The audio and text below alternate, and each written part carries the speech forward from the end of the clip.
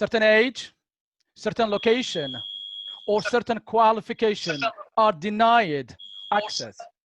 They are prevented from being heard. Yes, sir. Our guest is an exceptional case. Yes. Art has no age. Yes, sir. A young writing Yes, sir. leader of 22 years old Yes, sir. in a remote rural community in Africa is already writing religious and fiction books.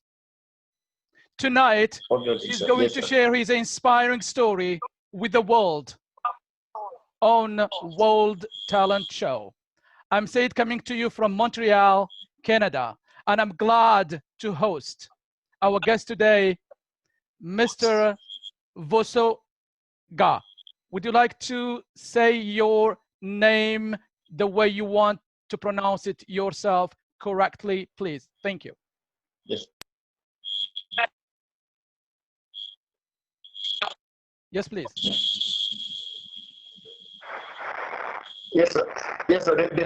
I'm Vesoh-The Rene Yowikoki Rene Vesoh-The. That's my complete name. Though my pen name is Novelist Rene. Novelist Rene. So you are giving me the names of the whole tribes, 5 names at least.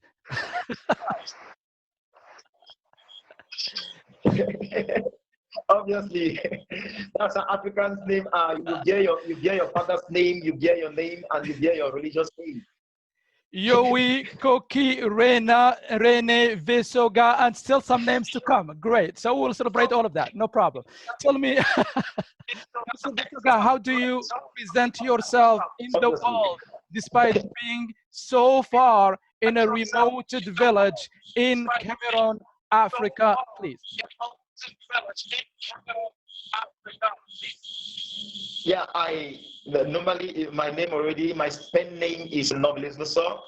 And being in a remote village, one of the means that I use is you know, there are areas like in Africa or the area in which I find myself, network is not everywhere. Like even now, the network is fluctuating.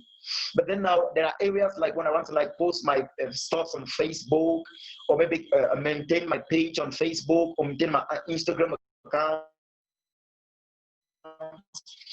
maybe post some stuff on YouTube. I have to like leave the village where I am. I get up the hill good. From there, I can post my stuff and at least maintain my accounts and all those things. But then in the village is quite cool because I'm used to the village. And there also, I love the village so much because there I am less distracted. And there also life is a little bit more affordable to me, especially in this area. So that is how it is. Oh, that's great. It's so great that even being far, you are still connected to the world and you are still sharing some of your posting and some of your writing. Tell me how you have started your writing dream, please. Obviously. Yeah, I started my writing dream. You know, I came from a very poor background. Let me use the statement because it's what is there. I came from a poor background, and from there it were very like so like at the back. And most of the things that really triggered me to into writing or to love writing that much was the fear from the stories that my mom always told me about her life. The stories that my mom always told me when she was growing up. She would tell me some horrible stuff about herself, about like when she was still a child, about how her friend died and all those things. So, and the way she was maltreated by my dad, the way my dad earlier treated her in marriage and all those things. And you know, my mom suffered for me a lot. And the first person I really love in my family is my mom so much. So when she was telling me those things at times, I was like, you know, I was afraid with this fear that I may forget the things as time goes on. So what happened is when she told me the things at times when I come back from school, I was still like class 6 in the primary school. When I come back from school, I just like jot them down. I wouldn't call them writing them, but I'll jot them with the same actions. So when I come over my pages, maybe over my exercise book, after some time, I will notice that there were errors The way I wrote it is not the way mom told me, so I have to like rectify. So I'll have to correct some things. So when I correct, I'll see it, this thing is good. And after a while, when I return back, as time goes, when I return back, I say, this thing is not the way my mom told me. So it's the more I rectify the English and the pronunciations, or maybe like the spellings and all those things, it shapes the thing and it presents it rawly, like it's exactly the way my mom was telling me. So from there, I was like a little bit just happy until one day there was a family meeting.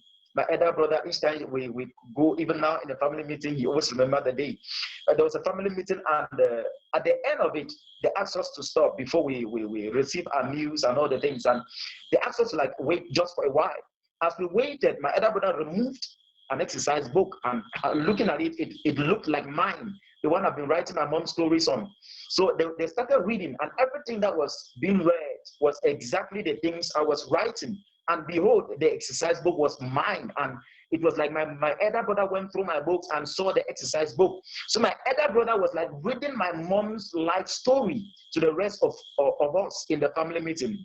And before my elder brother ended, everyone was crying. Even my elder sisters that paid less attention to my mom's biography, to her mom's stories, they were crying and they were like, wow.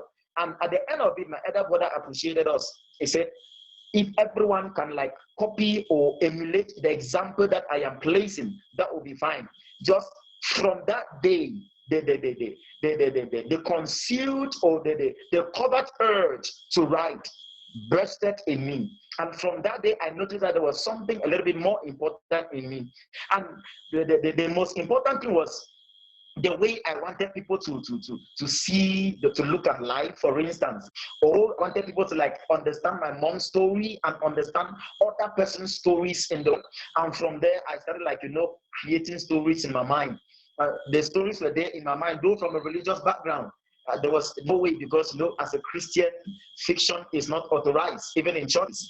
So what is there is I don't need to like venture forcefully into the normal non-fic and literature stuff. And I was writing it and people were liking it, but I was not that happy inside of me.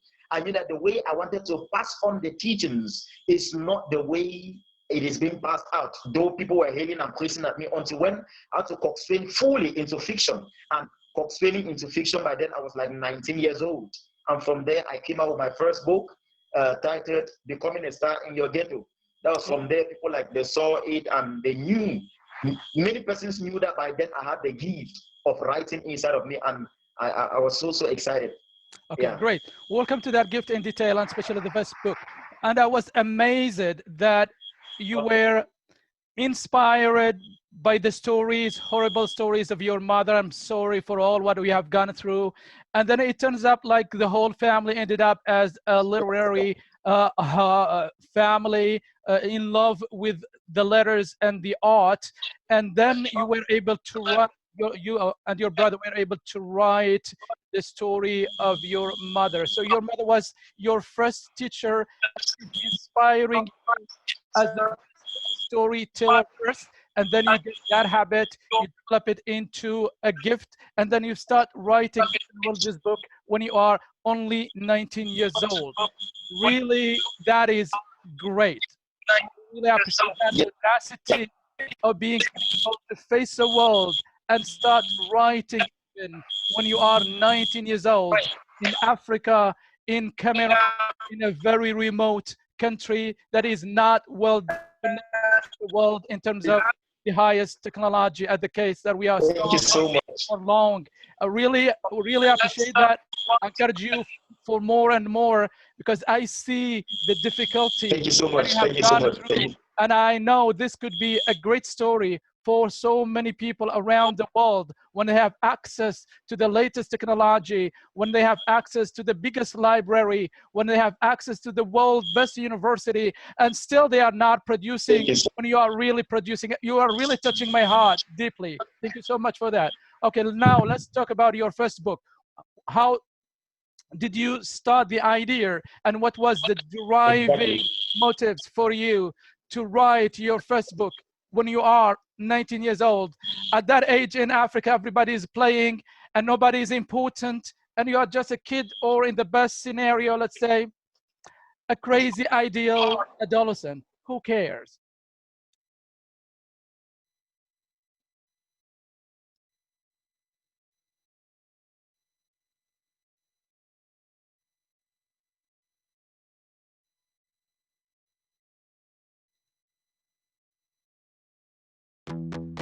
so far in a very remote village or disconnected place is not an excuse for not producing. The youngest African novelist started his writing journey when he was 19 years old. Now he is 22 years old author. I had an online interview with him. Unfortunately, it was disconnected for technical issues.